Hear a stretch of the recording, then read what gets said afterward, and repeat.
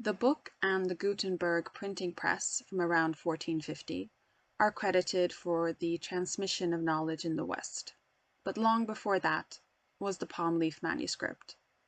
A vast body of Indian religious texts has been recorded and transmitted through the medium of the palm leaf manuscript. This humble form of the book, both fragile and resistant, has provided the vehicle for Indian thought for over 2,000 years, and has served as a medium for preserving the largest corpus of Indian medieval painting.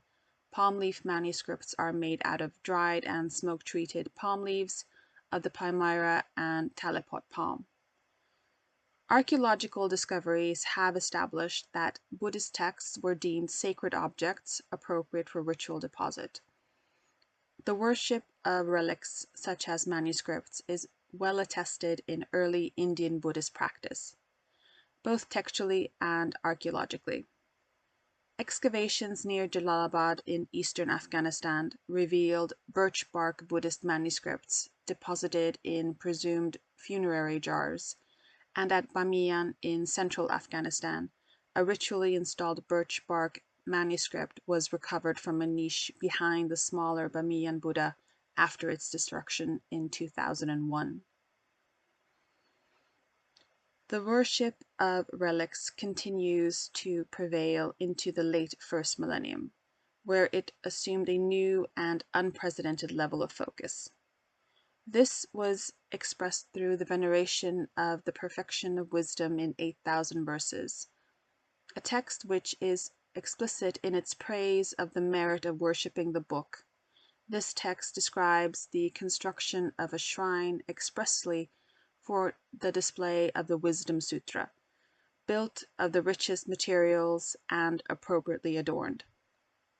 Additionally, the book, or pustaka, started to be incorporated into Buddhist images. For example, Avalokiteshvara, in his four-armed form, often holds a manuscript in his upper left hand. Then, multiple goddesses came into creation to represent Buddhist texts such as sutras and dharanis. These include Prajñāpāramitā, Chunda, and Mahapratisara. From at least the 10th century, the palm leaf manuscripts display miniature paintings of great potency. For example, this folio from the Astasasarika Prajñāpāramitā manuscript shows the Bodhisattva Avalokiteshvara dispensing boons. It is originally from Bengal in northeast India and dates to the early 12th century of the Common Era. Other manuscript paintings include the Buddha, Bodhisattvas, and, most prevalently, images of the seated goddess of wisdom, Prajñāpāramitā. It is a testament to the reverence in which these holy books and their painted illuminations were held, that some have survived in a remarkable state of preservation, given the inherently fragile and unstable nature of opaque pigment on palm leaf. This is in part verification of their dual role as both texts for study and recitation by monks, and as cult objects for worship, displayed unopened for the faithful to venerate. The prevalence of a book being revered as a consecrated object was demonstrably a widespread phenomenon in Pāla, India, as may be seen from numerous depictions in temple reliefs of the scenes of Buddhist worship.